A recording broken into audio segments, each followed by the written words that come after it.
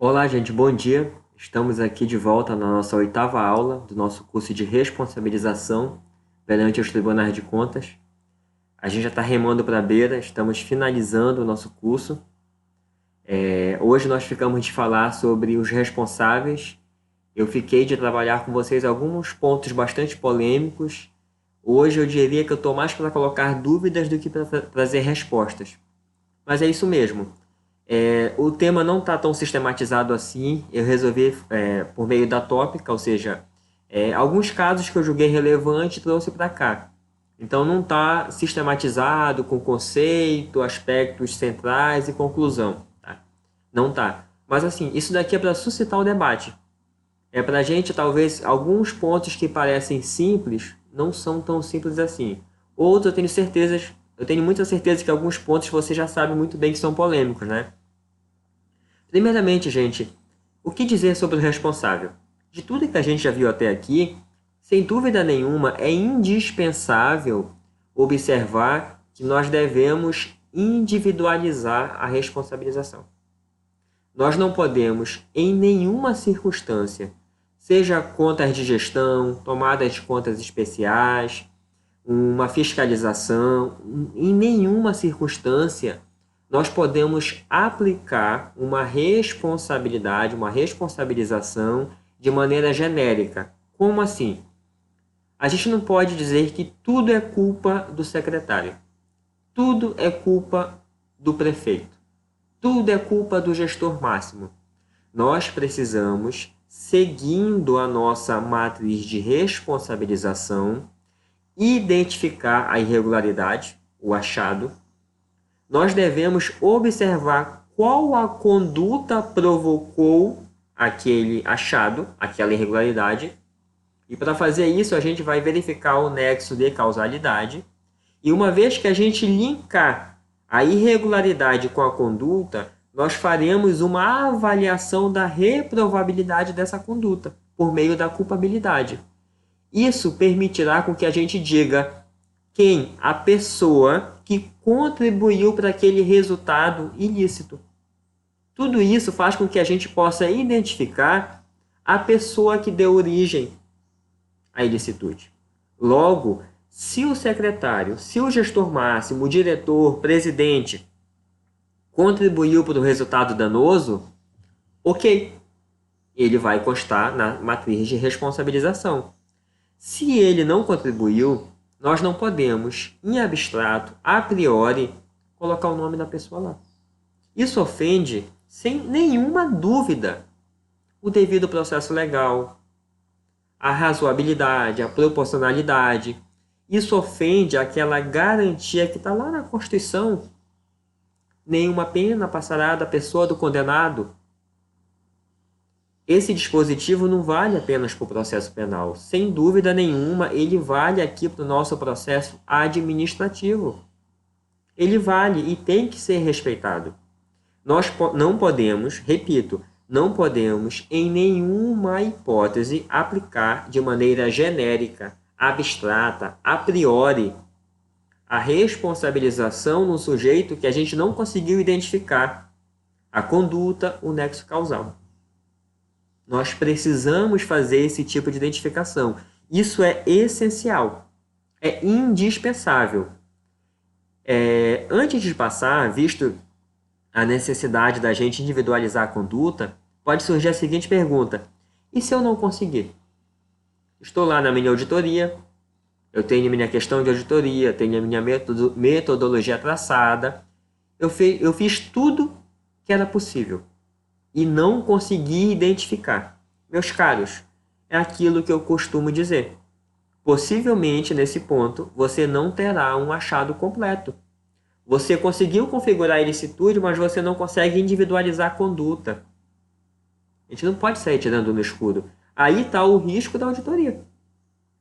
A auditoria tem esse risco. Ela pode não conseguir mapear uma determinada situação, seja por falta de ferramentas, seja por falta de recursos, ou às vezes a metodologia é incapaz de responder uma determinada pergunta. Está dentro do risco da auditoria. Ah, mas Paulo, e responsabilidade objetiva? A gente já viu duas coisas. Uma, que, nesse caso, o tribunal deve fazer representação ao órgão competente, ao órgão poder, para poder aplicar. Segundo, a responsabilidade objetiva, ela se dá nos termos da lei. Ela haverá quando a lei assim o disser, ou quando a atividade assim o exigir em decorrência do risco oferecido por ela. Nós já vimos isso. Ou seja, a responsabilidade objetiva, ela não se aplica quando eu não consigo encontrar a conduta. Eu não consegui encontrar a conduta que deu origem a esse ilícito, eu vou colocar no nome do gestor máximo. Não. Não podemos. Se for uma situação que for de responsabilização subjetiva, eu tenho que obrigatoriamente preencher minha matriz.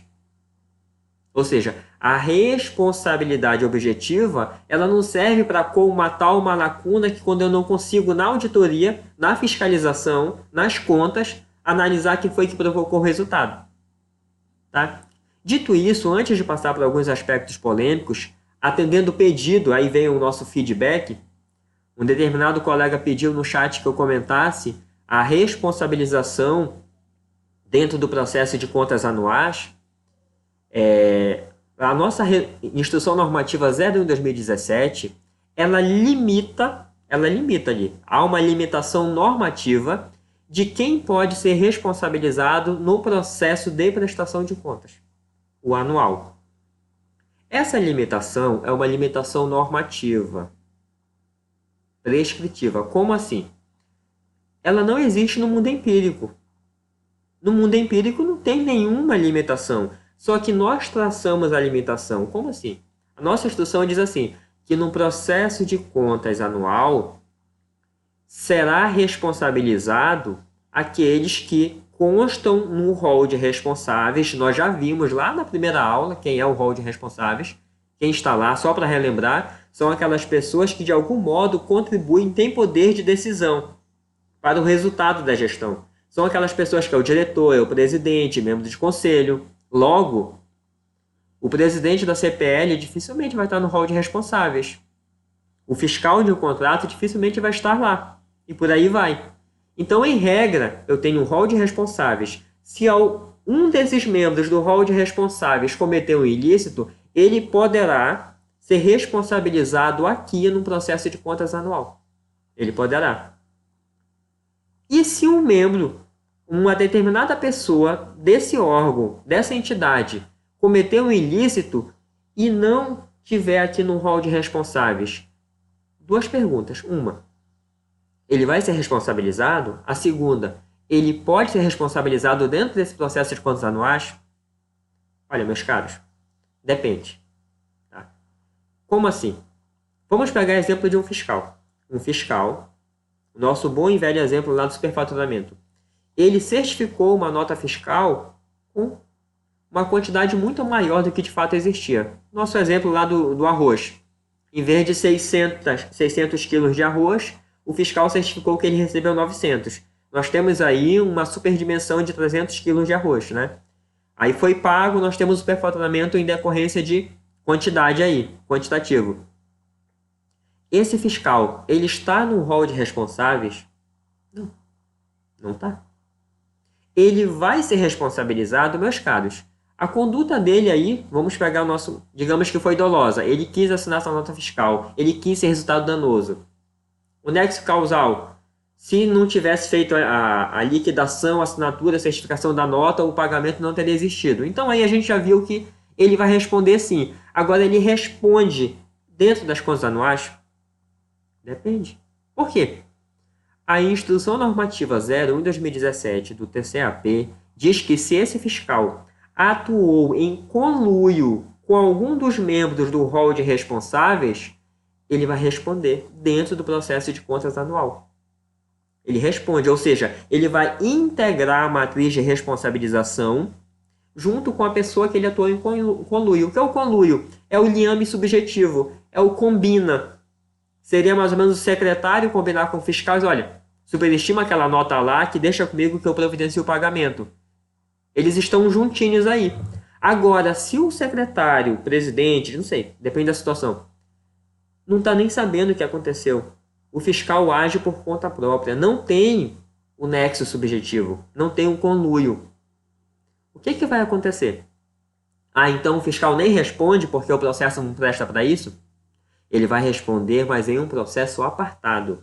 Neste caso, o auditor, o técnico de controle externo, ao instruir o processo, vai dizer, olha, esse fiscal aqui, como ele atuou sozinho, ou pelo menos nós não temos nenhuma evidência de que houve conluio com alguém do rol de responsáveis, vamos fazer uma representação. Isso aqui vai ser apurado numa tomada de contas especial. Guarda o que eu estou falando. Nesse caso, em que o fiscal atuou sozinho, ele vai responder em um processo em apartado. Se tem um conluio com alguém do rol de responsáveis, aí ele responde dentro da prestação de contas. Motivo para isso. Por que tem essa limitação? Essa limitação a gente não inventou do nada.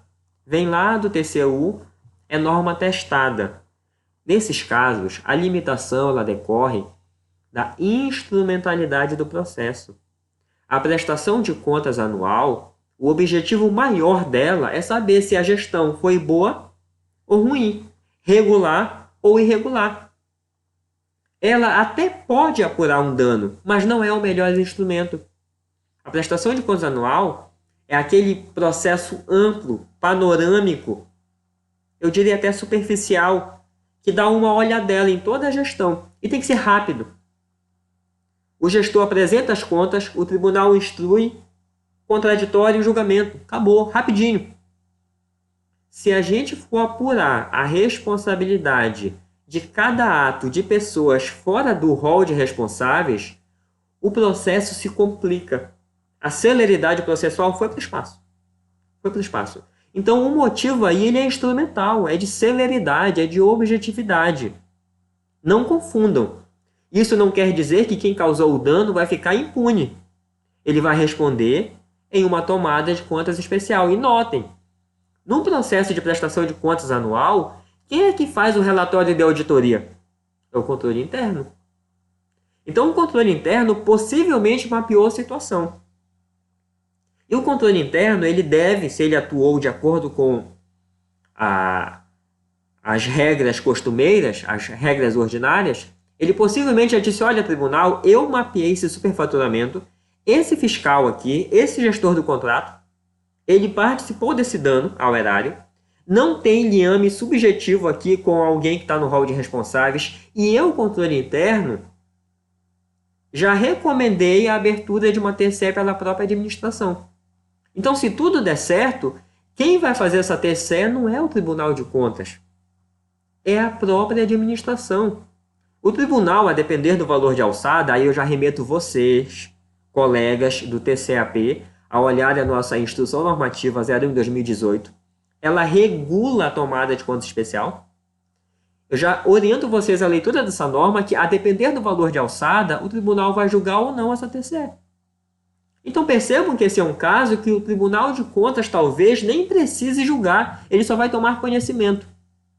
Percebe que tudo isso fala em nome da racionalidade processual, da instrumentalidade, ou seja, não é todo mundo que vai ser julgado no mesmo processo. Nós temos experiências no TCAP, antes dessa limitação aí de quem pode ser responsabilizado nas contas anuais ou não, nós temos exemplos de uma prestação de contas anual com 40 responsáveis. 40. Esses 4 aqui por 10. 40 responsáveis. O processo não anda, gente.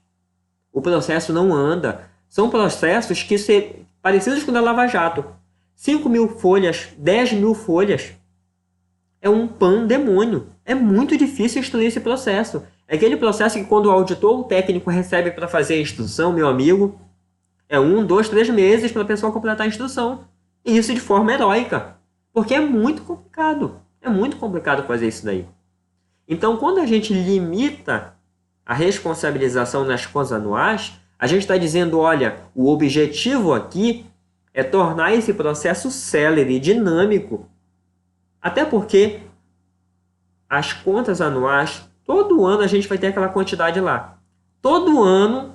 Então, assim, o ideal é de que a prestação de contas chegue, ela se conforme lá por setembro, que é o nosso prazo lá que chegam as peças finais, e o ideal é que até dezembro do ano seguinte já esteja tudo julgado, porque senão a gente vai criar estoque.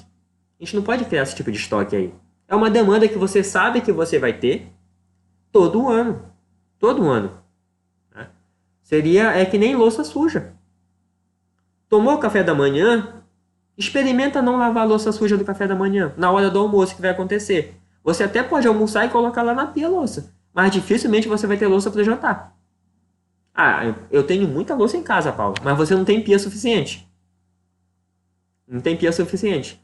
Então vai ter uma hora que alguém vai ter que lavar a louça. Temos que fazer isso daí. Então, gente, se não ficou ainda claro esse ponto de fato não é de simples compreensão, eu peço que vocês no chat, agradeço aí, foi o Cirilo que me pediu isso daí, para fazer um comentário. Eu peço que vocês encaminhem as perguntas. Cirilo, me ajuda também, tu sabe mais do que eu desse ponto aí. Gente, vamos avançar agora. Que bacana, uma colocação do colega já me rendeu aqui, meu Deus, 16 minutos de aula. Mas vamos lá, a gente está aqui para isso. O que eu queria ver com vocês? Nós já vimos que a responsabilização tem que ser individualizada, tá? Essa individualização, ela atende a uma garantia constitucional de que nenhuma pena passará da pessoa do condenado. Nós já vimos agora que a responsabilização no processo de contas anual ele é diferente. Ele tem aí uma limitação normativa. A gente já viu como se dá. O que eu queria trabalhar com vocês? Quais foram os casos polêmicos que eu trouxe? Gente, primeiro um conceito de agente público. Não é tão polêmico assim, mas é só bom relembrar o que é agente público, a gente vai ver. Como responsabilizar particular no âmbito do tribunal. Responsabilização de pessoa jurídica. Aqui nesse ponto específico eu vou dar uma coisa muito ampla, muito passageira mesmo, porque rende um curso inteiro somente esse ponto aqui, pessoa jurídica, tá? Parecerista, aqui tem uma nuvem, tem uma penumbra ainda, tem uma nimbus, tem algo ainda muito nebuloso sobre esse ponto, principalmente em decorrência da LINDB, tá? Aquela reforma lá de 2018. Pessoa falecida e extinção de pessoa jurídica, e a responsabilização de prefeito e município em relação a convênios. Vamos ver cada um desses pontos aqui, tá? Aqui eu estou mais trazendo dúvidas e chamando a atenção para vocês de alguns pontos do que necessariamente respostas, tá? Então, vamos pensar um pouco sobre isso daqui. As pessoas sempre perguntam por que eu uso muitos animais nas apresentações, é porque eu gosto. Não tem nenhum critério racional. Servidor. Tá? Eu coloquei bem aqui, então olhem para cá para saber do que eu estou falando, que até eu me perdi agora. Tá? Vamos ver o primeiro ponto, servidor. Antes de falar o que é agente público, eu queria desmistificar um ponto. Por muito tempo se disse, olha, Tribunal de Contas não julga pessoas, julga contas. Tribunal de Contas não pode responsabilizar diretamente agente público, muito menos particular. Por quê? Porque ele julga contas. Meus caros, sem aprofundar muito a questão, não é o objetivo aqui, eu só queria dizer que a nossa Constituição da República, ela mata esse mito de cara. Por quê? Ela diz assim, olha, compete ao Tribunal de Contas da União, e a gente vai ver que esse dispositivo também ele vai ser replicado aos demais tribunais, lá no 75, compete ao TCU aplicar a quem, gente? Aos responsáveis. Em caso de ilegalidade, sanções previstas em lei. Aqui eu já encerro meus argumentos. Nós temos disposição normativa de força constitucional, dizendo que o Tribunal de Contas ele tem sim prerrogativas, ele tem sim competências para sancionar diretamente pessoas. Ou seja, o tribunal ele não julga apenas contas, ele julga pessoas.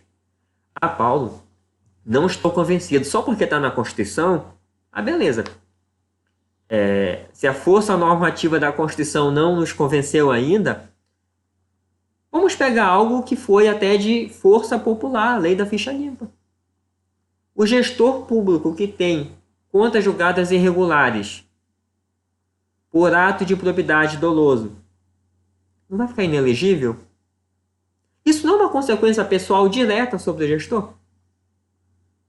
Tem ou não tem repercussão na esfera pessoal de direitos? Tem sim. A gente vai ver que existem circunstâncias, a gente vai ver não, eu já dei exemplos, de que o tribunal pode inabilitar o gestor público, o servidor. Ele pode inabilitar. Olha, você não pode assumir nenhum cargo público por tanto tempo. O nosso Tribunal de Contas do Estado do Amapá, ele tem na lei orgânica uma disposição bastante polêmica. A meu ver, não pode estar aquilo ali. Mas assim, o fato é que está lá, de que o tribunal pode aplicar como sanção a demissão. Então, assim, é um exemplo extremo, a meu ver, isso daí fere. A Constituição não chegou a dar esse poder ao tribunal, mas assim, está na lei orgânica. Há uma presunção aí de constitucionalidade de que o tribunal pode demitir. Meus caros, isso daí mostra que a decisão do tribunal afeta diretamente as pessoas. E por fim, aqui um julgado do TCDF antigo, na época que o tão conhecido Jacobi Fernandes, ele era ainda conselheiro lá, que diz o seguinte, que não há como dizer que uma conta é irregular sem identificar a causa da irregularidade e o agente é responsável. É bom que esse argumento dele aqui já contribui para 2 pontos. Um, para dizer que o tribunal julga sim pessoas. O segundo, para confirmar o que eu falei no início da aula. Nós devemos individualizar as condutas. Nada de aplicação genérica. A gente vai no órgão, faz uma auditoria, tudo é o secretário. O secretário responde por tudo. Não. Já vimos que não, tá? Então, gente, superar esse mito. O tribunal não julga apenas contas. Ele julga também pessoas. Ele julga. Mas Paulo, se eu estou numa conta, numa análise de uma conta, uma instrução processual aí de prestação de contas, eu não consigo individualizar nenhuma conduta, o processo está ruim, a secretaria pegou fogo, o processo é antigo. Meus caros, nesse caso, possivelmente serão contas iliquidáveis. Esse instituto aí, o tribunal não julga contas iliquidáveis, ele considera que elas são iliquidáveis. Por quê? Ele não pode expressar uma opinião, um julgamento. Percebe que quando a gente não consegue chegar em quem provocou o ilícito, o tribunal não se pronuncia. Tá? Vencido esse ponto, esse mito, só quero lembrar a vocês o conceito de agente público. Eu peguei um conceito lá na LIA, na Lei de Improbidade Administrativa, que diz o seguinte, que agente público é todo aquele que, ainda que de forma transitória, ou seja, sabe aquele contratado pela administração e sem remuneração, sabe aquele mesário na época da eleição? Por eleição, nomeação, designação, contratação ou qualquer outra forma de investidura ou vínculo, mandato, cargo, emprego ou função nas entidades mencionadas. Que entidades são essas? Órgãos e entidades da administração indireta. É agente público. Agente público é muito maior do que servidor, é muito maior do que empregado público. Agente público é essa noção ampla de todo aquele que tem um vínculo direto com a administração. Cuidado com o vínculo indireto. Digamos, a pessoa que é empregada de uma empresa terceirizada, de uma empresa que presta serviços à administração. Aí não, tá? O vínculo dessa pessoa é com a empresa lá. Mas todo aquele que tem um vínculo direto com a administração é agente público. Isso tem repercussão direta pelo que a gente faz. Por quê? A gente não tem dúvida de que essa pessoa pode ser responsabilizada pelo tribunal. Mas Paulo, por que isso? Porque aqui surge o outro lado da moeda, a figura do particular. Como assim? Aquele que não é agente público. Eu, como servidor do tribunal, sou agente público. Mas se eu causar um dano à União, qual é o meu vínculo com a União? Não tenho. Vou ser tratado como um particular. Então, meus caros, primeiro, o Tribunal de Contas pode ou não responsabilizar um particular? Aquela pessoa que não é agente público. A resposta não é única. Tem bastante dúvida e até oscilação jurisprudencial, tá? Há quem diga que pode em qualquer circunstância, há quem diga que não, em nenhuma circunstância, e tem o famoso meio termo, aquela teoria revolucionária que fica no meio, que é geralmente o caminho mais seguro. Eu nunca entendi por que essa teoria sempre é a última via, né? Talvez porque a gente precise conhecer os dois polos para saber o meio, né? Talvez uma questão de lógica. Mas geralmente é a última que aparece, né? É o último sensato que vem falar. Mas, meus caros, o que o TCU entende atualmente? Quando eu digo atualmente, eu me sinto confortável para falar porque eu achei um acórdão do ano passado emitido pelo plenário. Se já mudou, porque isso muda bastante, não briguem comigo, tá? O que diz esse acórdão 321 de 2019 lá do plenário do TCU? Compete ao TCU julgar as contas das pessoas físicas, olha só, ou jurídicas de direito privado que causarem dano ao erário, independentemente de qual participação de servidor. Um primeiro ponto aqui. O TCU já diz que ele pode sim julgar um particular. E ele pode fazer isso mesmo que essa pessoa não tenha agido junto com o servidor público ou com o agente público. Como assim, Paulo? Me dá um exemplo, pelo amor de Deus. Olhando aqui meu horário. A situação do peculato. Digamos que o agente público A é servidor de uma secretaria. Ele tem um notebook topzera, um negócio show de bola, um computador que é da administração que ele trabalha, mas é muito bom. Ele fala com o agente B e esse agente B é um amigão dele, mas não trabalha, não é agente público. Não trabalha para a administração. E o agente A diz assim, olha, cara, passa lá no órgão 12:30. É a hora que todo mundo sai pro almoço. Eu vou te passar pela janela o notebook e saio para almoçar. Na volta, eu me surpreendo que o notebook foi furtado. A gente vende esse notebook, ó, meio a meio. É um exemplo clássico aí que o particular atuou em conluio, em conjunto com o servidor. O que o TCU está dizendo? O TCU está dizendo é que existem hipóteses em que o particular, independentemente de atuação com o servidor, vai responder. Só que aí tem uma ressalva, não é toda e qualquer situação. A ressalva está bem aqui. Desde que as ações do particular, contrárias ao interesse público, derivem de ato, contrato administrativo ou instrumento congênere sujeito ao controle externo. Aqui vem a delimitação. A pergunta é, que atos e contratos, que atos estão sujeitos ao controle externo? A gente tem que ver. Nós temos que especificar. É muito bom a gente olhar as competências do Tribunal de Contas para ver até onde ele pode ir. Nesse caso, a meu ver, se nesse exemplo que eu dei aí, essa pessoa, a pessoa B, entra na administração e pega o computador sem nenhuma contribuição do agente público A, é um furto, não tem nada de peculato, é um furto mesmo, e nesse caso descabe a atuação do Tribunal de Contas. Agora, imaginemos que um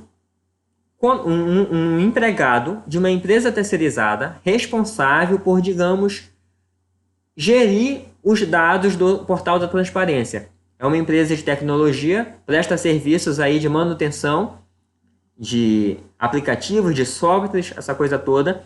E esse empregado, ele extravia dados. Ele, vocês não querem me pagar mais? Eu vou aqui, vou sabotar os dados. Ele põe um vírus lá, destrói uma quantidade enorme de arquivos e dados da administração. Provocou um dano ali comensurável. Ele pode responder perante o Tribunal de Contas? A meu ver, pode. Por conta desse vínculo especial da administração. Tá? Me passou agora aqui uma teoria distinguindo o poder de polícia e de controle externo, mas não vou falar não. Deixa amadurecer a ideia para conversar com vocês.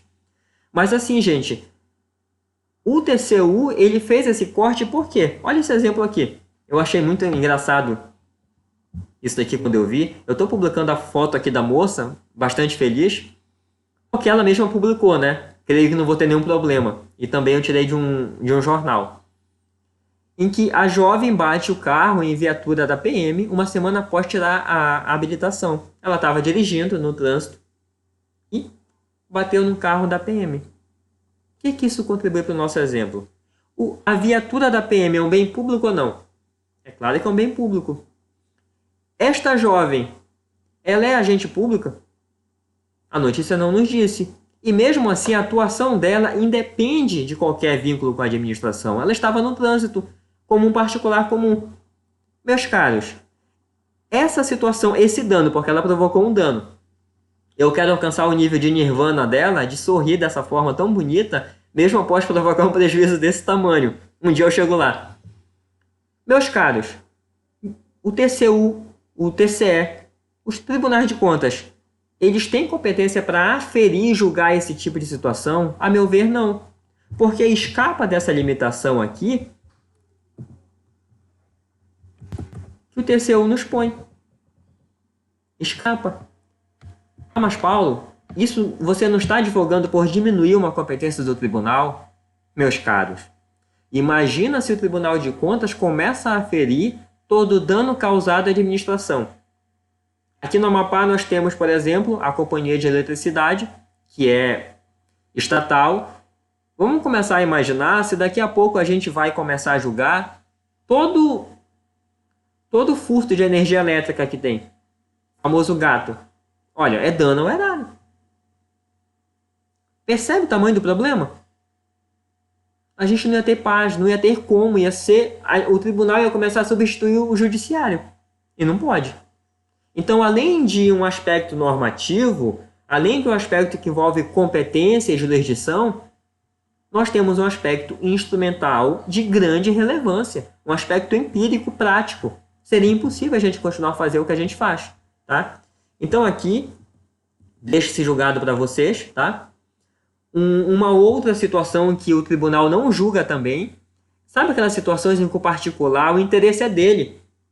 Ele não provocou dano ao erário, foi o oposto, foi o Estado que provocou alguma lesão a ele. É o famoso exemplo de que, olha, tribunal, eu tenho um contrato com a administração e eu tenho 3 faturas vencidas e não recebi nenhuma. Eu quero receber. Não. A meu ver, não tem como. E nós temos aqui decisão recente, essa aqui eu acho que é do TCU, de que não é papel do tribunal substituir o judiciário. Imagina quantas pessoas iam bater na nossa porta nos substituindo pelo judiciário. Aí vem mais uma vez um argumento normativo, não é a competência do Tribunal de Contas, e um pragmático. Não tem como o tribunal fazer isso. É muito comum a gente receber no TCAP a seguinte denúncia. O banco, ele vem e diz assim, olha, tribunal, eu tenho consignado e eu não recebi esse mês. A administração, a fazenda não me passou a parte do consignado. Meus caros, salvo se isso envolver algum ato de improbidade, o banco que vai procurar o judiciário. A gente já recebeu uma denúncia que era no seguinte teor, em que eu fiz uma análise que eu opinei que não era de competência do tribunal. O convenente, já passei meu horário, já vou encerrar aqui. O convenente, ele disse, olha, eu firmei o convênio com a administração, mas eu não recebi. Eu não recebi. A gente foi olhar, a gente viu que logo em seguida foi encerrado o convênio. Olha, a gente pode até vislumbrar, será que teve alguma ilicitude, irregularidade em encerrar o convênio? Isso é uma coisa. Na gestão do convênio, o tribunal pode atuar. Agora, se não teve, se o responsável não recebeu o recurso porque a administração, por motivos justificados, encerrou o convênio, ele não pode dizer, olha, eu tive prejuízos. Ele queria, no caso, indenização pelos prejuízos. Ele argumentou que ele comprou equipamentos, que ele pagou pelo projeto e teve prejuízos. Os prejuízos dele, ele tem todo o direito de pedir a indenização no judiciário. No judiciário. Então, o que ele fazia? Qual era o pedido dele lá nessa denúncia? Denúncia entre aspas.